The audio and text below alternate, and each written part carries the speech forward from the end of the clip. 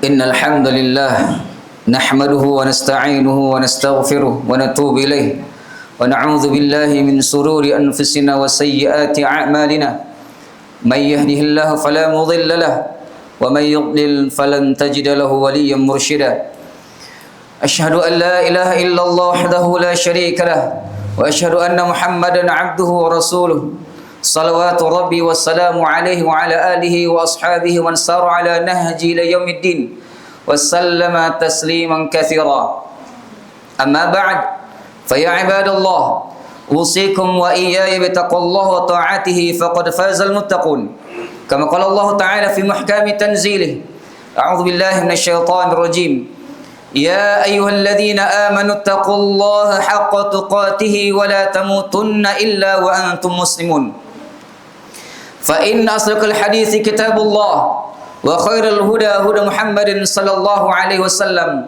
وشر الأمور محدثاتها فإن كل محدثة في الدين بدعة وكل بدعة ضلالة وكل ضلالة في النار أعاذنا الله وإياكم من النار معاشر المسلمين وزمرة المؤمنين tamu-tamu Allah rahimani wa rahimakumullah. Allah Subhanahu wa taala berfirman dalam Al-Qur'an di dalam surah At-Taubah ayat 34. A'udzubillahi minasyaitonir rajim. Ya ayyuhalladzina amanu, wahai orang-orang yang beriman, inna katsiran minal ahbari war ruhbani la ya'kuluna amwalan nas bil batil. Sungguh kebanyakan pendeta-pendeta, rahib-rahib, orang Yahudi dan Nasrani benar-benar mereka memakan harta manusia dengan cara yang batil. Wa yasudduna an sabilillah, dan mereka menghalangi manusia dari jalan Allah. Walladzina yaknizuna adh-dhahaba wal fiddata wa la yunfiqunaha fi sabilillah.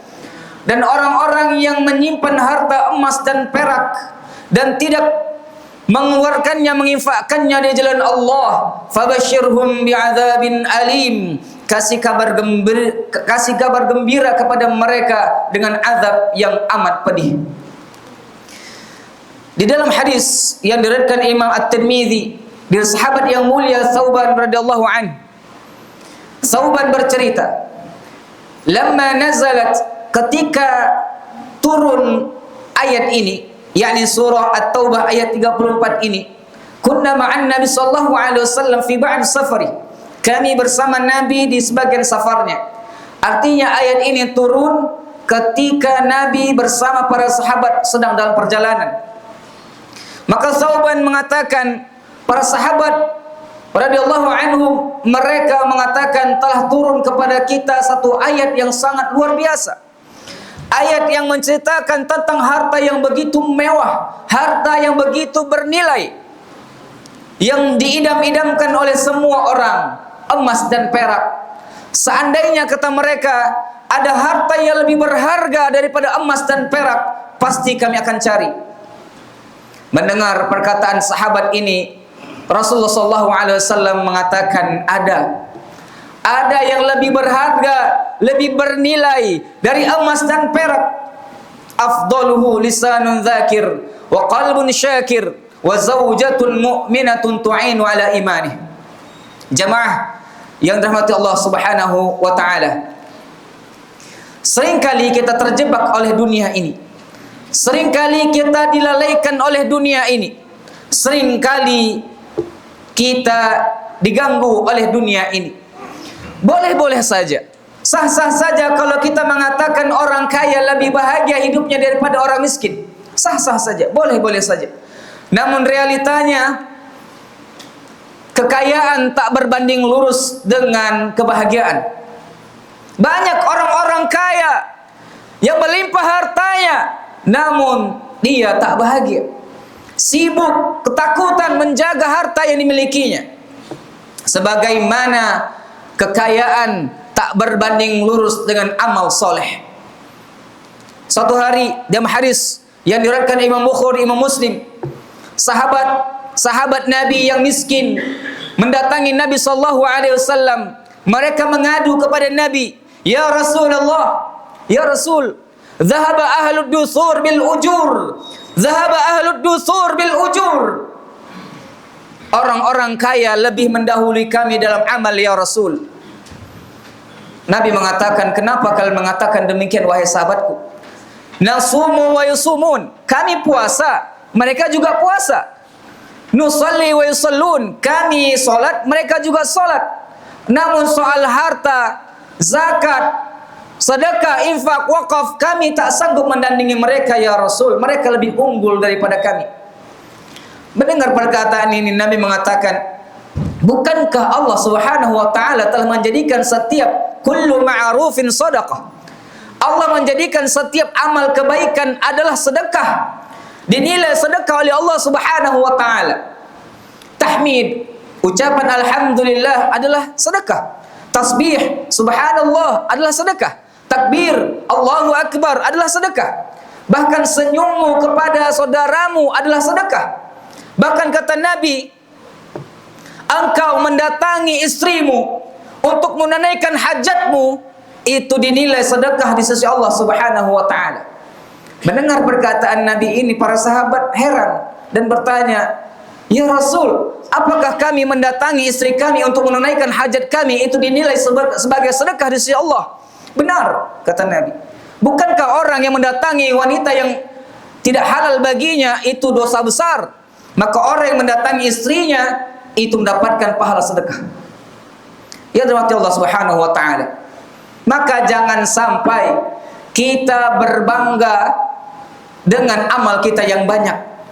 Jangan sampai kita menganggap orang lebih hina daripada kita. Bukankah Nabi sallallahu alaihi wasallam dalam hadis yang diriwayatkan Muslim mengabarkan kepada sahabatnya, "Atadruna manil muflis?" Tahu enggak kalian siapa orang yang muflis, yang bangkrut? Para sahabat mengatakan, "Al-muflisu fina ma la dirham wa la mata'." Para sahabat mengatakan yang bangkrut itu setahu kami adalah orang yang enggak punya harta benda, enggak punya uang. Nabi mengatakan, "Al-muflisu fi ummati", orang yang bangkrut nanti di antara umatku datang pada hari kiamat kepada Allah Subhanahu wa taala membawa pahala zakat, membawa pahala salat, membawa pahala haji. Namun di sisi lain ada orang yang minta keadilan kepada Allah. Benar ya Allah, dia orang yang baik, orang yang saleh, banyak salatnya, banyak zakatnya, berkali-kali haji. Namun dulu di dunia dia pernah menzalimi aku. Dia pernah menghina diriku. Dia pernah menyakitiku. Dia pernah memukulku. Tak sanggup aku membalasnya di dunia karena dia lebih berkuasa daripada aku. Maka Allah dengan maha adilnya memberikan pahala orang tadi kepada orang ini zaliminya. Kalaulah pahalanya sudah habis dan orang yang menuntut keadilan kepada Allah masih banyak, maka Allah akan mengambil dosa orang yang dizalimi diberikan kepada orang yang zalim tadi. Bukankah ini disebut dengan bangkrut, jemaah rahmat Allah Subhanahu wa taala?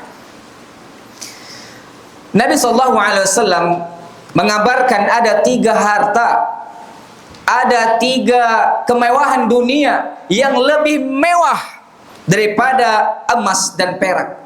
Ada 3 kata Nabi. Yang pertama, lisanun dzakir, yang lebih berharga daripada emas dan perak. Pertama kata Nabi adalah lisan yang senantiasa berzikir kepada Allah Subhanahu wa taala. Allah Subhanahu wa taala mengabarkan dalam Al-Qur'an, "Ala bi dzikrillah tatma'innul qulub." Ingatlah kalian bahwa zikir kepada Allah itu menenangkan hati kalian, membuat hati menjadi tenang. Maka jangan sandarkan ketenangan hidup ini dengan banyaknya harta, dengan tingginya jabatan dan kedudukan kita di mata manusia. Karena harta akan kita wariskan, jabatan, tahta, kuasa akan kita tinggalkan. Sandarkan ketenangan hidup ini kepada Allah Subhanahu wa taala. Bahkan Allah Subhanahu wa taala menegur orang-orang beriman dalam surah Al-Munafiqun. Ya ayyuhalladzina amanu, wahai orang-orang beriman, la tulhikum amwalukum wala auladukum an dzikrillah. Jangan sampai hartamu, anak-anakmu melalaikanmu dari ingat kepada Allah Subhanahu wa taala. Siapa wa may yaf'al dzalik, siapa yang lalai oleh anaknya dan hartanya, faulaika humul khasirun, itulah orang-orang yang nanti pada hari kiamat rugi, tidak mendapatkan kebaikan oleh Allah Subhanahu wa taala. Maka sungguh mengherankan kaum muslimin, banyak saudara-saudara kita ketika azan sudah dikumandangkan, hayya 'alas salah, hayya 'alal falah, hayo salat, ayo kita mendapatkan kemenangan, ayo ingat Allah. Dia mengatakan nanti saja, waktu masih panjang, nanti saja pelangganku masih banyak, nanti saja pekerjaanku masih banyak. Seakan-akan dia lupa bahwa yang memberikan rezeki kepadanya adalah Allah, yang memberikan dia hidup adalah Allah Subhanahu wa taala. Pantaskah kita disebut hamba yang bersyukur kepada Allah Subhanahu wa taala? Bahkan di dalam hadis yang diriwayatkan Imam Bukhari, Imam Muslim, Nabi mengabarkan bahwasanya nanti pada padang mahsyar, ketika manusia dibangkitkan dalam kondisi tak berbusana, tak beralas kaki, matahari didekatkan dengan jarak 1 mil. Subhanallah, 1 mil ini 2 maknanya. Makna mil dalam bahasa Arab al-masafah, jarak. Jarak 1 mil itu sekitar 1,4 kilometer. Atau makna mil yang kedua adalah celak, mata celak. Bayangkan seandainya matahari yang begitu jauh hari ini sudah panas kita, kegerahan kita, bagaimana matahari didekatkan oleh Allah kepada kita di atas kepala kita dengan jarak 1 mil. Maka Nabi menggambarkan bahwa orang-orang yang nanti berdiri di padang mahsyar, mereka akan berkeringat sesuai dengan amal ibadah yang dia kerjakan. Ada yang berkeringat sampai lututnya, ada yang berkeringat sampai pahanya, ada yang berkeringat sampai perutnya, ada yang berkeringat sampai dadanya, ada yang berkeringat sampai, kata Nabi, ada yang hampir tenggelam dengan keringatnya masing-masing. Di saat itu, di suasana yang begitu kacau dan begitu menakutkan itu, ada 7 golongan manusia, kata Nabi, yang akan mendapatkan perlindungan, yang akan mendapatkan naungan, yang akan ditutupi dari sinar matahari yang begitu panas. 7 golongan manusia. Salah satunya, kata Nabi, wa rajulun dzakarallahu khalian fafadat 'ainah. Seorang lelaki yang dia berzikir kepada Allah, yang ingat kepada Allah dalam kondisi sepi. Fafadat 'ainah, kemudian dia menangis mengingat dosa-dosa yang dia kerjakan. Ini adalah orang yang akan mendapatkan naungan pada hari nanti. Jemaah rahmat Allah Subhanahu wa taala. Itu yang pertama. Yang kedua, yang lebih bernilai daripada emas dan perak, kata Nabi sallallahu alaihi wasallam, wa qalbun syakir. Hati yang senantiasa bersyukur kepada Allah Subhanahu wa taala. Hati yang menerima setiap apapun yang Allah berikan kepadanya. Menganggap bahwa apapun yang Allah berikan kepadanya adalah nikmat yang terbaik yang Allah berikan kepada kita. Allah Subhanahu wa taala tidak akan menurunkan azab kalau kita masih bersyukur pada Allah Subhanahu wa taala. Allah tegaskan di dalam Al-Qur'an, "Ma yaf'alullahu bi'adzabikum in syakartum wa amantum." Allah tidak akan pernah menurunkan azab di tengah-tengah kalian selama kalian masih bersyukur kepada Allah dan masih beriman kepada Allah Subhanahu wa taala. Bukankah kita tahu kisah kaum Saba yang terkenal yang diceritakan oleh Allah Subhanahu wa taala dalam surah Saba? Suatu kaum, suatu negeri yang begitu makmur, begitu jaya, Allah turunkan begitu banyak nikmat kepada mereka, namun Allah hancurkan. Kenapa Allah hancurkan mereka? Fa'aradu, kata Allah, mereka ingkar, mereka enggak bersyukur kepada Allah. Fa'arsalna alaihim sailal 'arim, kami turunkan banjir bandang yang menghancurkan, meluluhlantakkan negeri Saba. Subhanallah.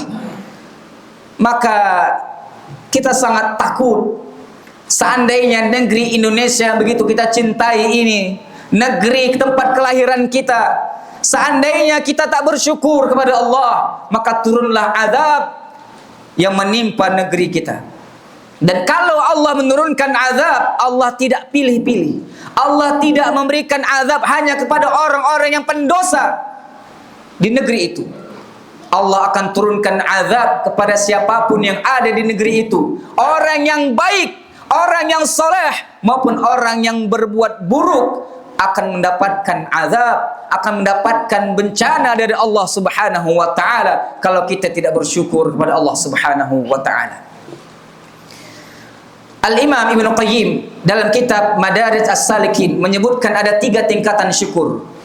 Syukur yang pertama, kata Imam Ibnu Qayyim, asyukru 'alal mahab, bersyukur atas sesuatu yang disukai. Kalau kita diberikan anak, kita bersyukur. Kita diberikan harta, kita bersyukur. Kita diberikan jabatan, kita bersyukur. Kita diberikan pekerjaan, kita bersyukur. Diberikan rezeki, kita bersyukur. Ini adalah tingkat yang paling dasar, tingkat syukur yang paling rendah. Kata ulama, jangankan orang muslim, orang kafir sekalipun bisa melewati syukur tingkat pertama ini. Kalau diberikan nikmat, dia bersyukur. Tingkat yang kedua, kata Imam Al-Qayyim, asyukru 'alal makarih, bersyukur atas sesuatu yang tidak disukai.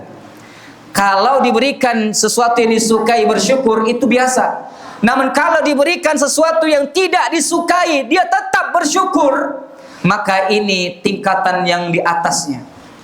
Makanya, dan itu sulit. Kalau diberikan musibah, dia bersyukur.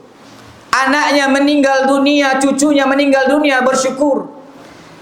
Bangkrut hartanya, dia bersyukur. Terbakar rumahnya, dia bersyukur. Ini tingkatan yang lebih sulit. Makanya kata ulama, orang-orang yang mendapati tingkat syukur ini, mereka mendapatkan jalur khusus masuk surga pertama kali.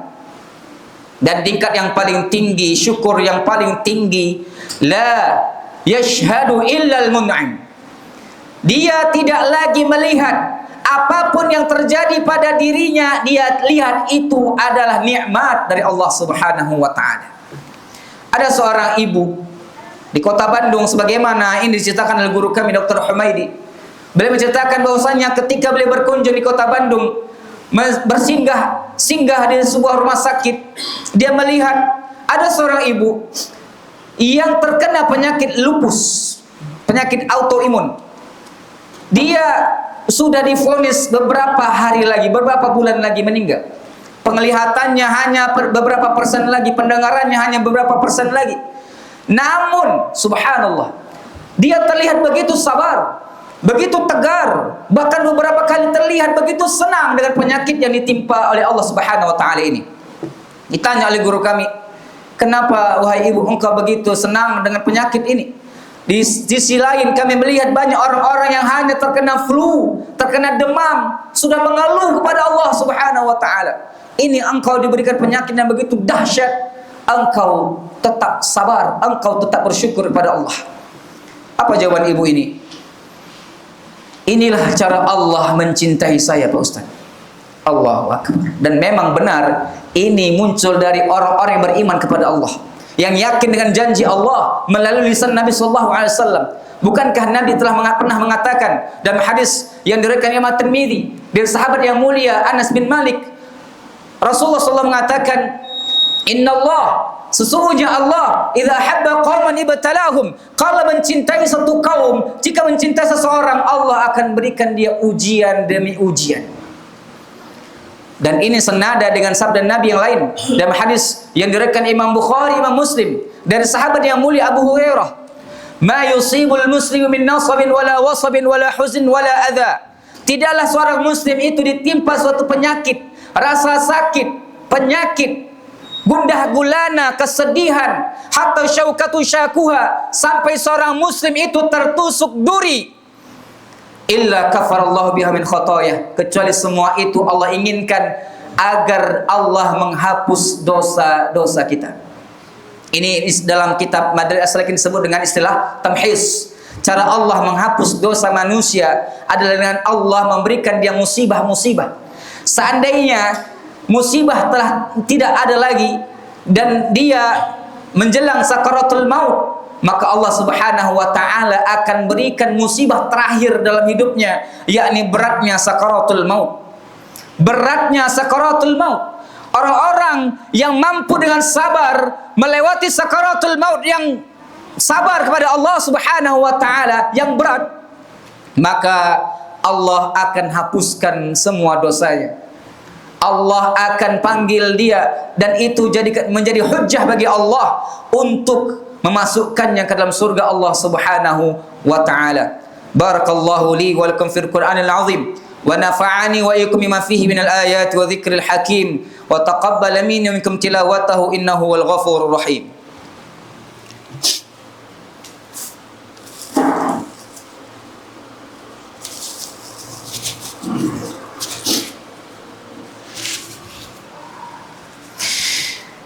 Alhamdulillahi ala ihsanih wa syukru lahu ala taufiqihi wa amtinanih. Asyhadu an la ilaha illallah ta'ziman li sya'nih wa asyhadu anna Muhammadan 'abduhu ad-da'i ila ridwanih. Salawatu rabbi wa salamu alaihi wa ala alihi wa ashabihi wa ikhwanih. Ya ayyuhalladzina amanu taqullaha haqqa tuqatih wa la tamutunna illa wa antum muslimun. Jamaah salat Jumat yang dirahmati Allah Subhanahu wa taala. Yang ketiga, harta yang lebih bernilai daripada emas dan perak, kata Nabi, zaujatun mu'minatun ta'inu ala imani. Istri yang salihah yang mendukung, mensupport keimanan suaminya. Subhanallah. Jika kita yang sudah menikah dan mendapatkan istri yang salihah, itu adalah harta yang lebih berharga daripada emas dan perak. Jika kita yang belum menikah, maka disyariatkan kita untuk mencari wanita yang salihah. Fadhfar bidzatid din taribat yadak. Beruntunglah kalian yang mendapatkan istri yang salihah. Karena memang istri yang salihah ini adalah orang-orang wanita yang akan mendukung keimanan suaminya. Dan ini adalah harta yang paling mewah. Maka kalau seandainya istri kita belum menjadi wanita yang salihah, maka tugas kita sebagai suami untuk mendukungnya, untuk membimbingnya, untuk mengarahkannya, karena kita akan ditanya oleh Allah Subhanahu wa taala atas apa yang kita pimpin. Kullukum ra'in wa kullukum mas'ul an ra'iyatihi. Setiap kalian adalah pemimpin dan setiap pemimpin akan dimintai pertanggungjawaban oleh Allah Subhanahu wa taala.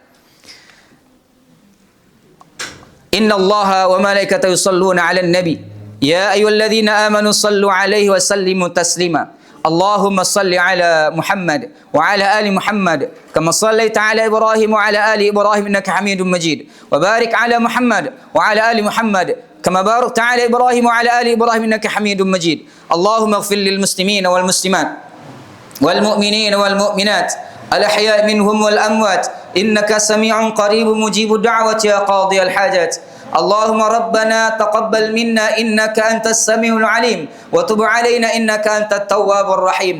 ربنا ظلمنا أنفسنا وإن لم تغفر لنا وترحمنا لنكونن من الخاسرين. اللهم إنا نسألك الجنة وما قرب إليها من قول وعمل ونعوذ بك من النار وما قرب إليها من قول وعمل. عباد الله إن الله يأمركم بالعدل والإحسان وإيتاء ذي القربى وينهى عن الفحشاء والمنكر والبغي يعظكم لعلكم تذكرون ولذكر الله أكبر. أقيموا الصلاة.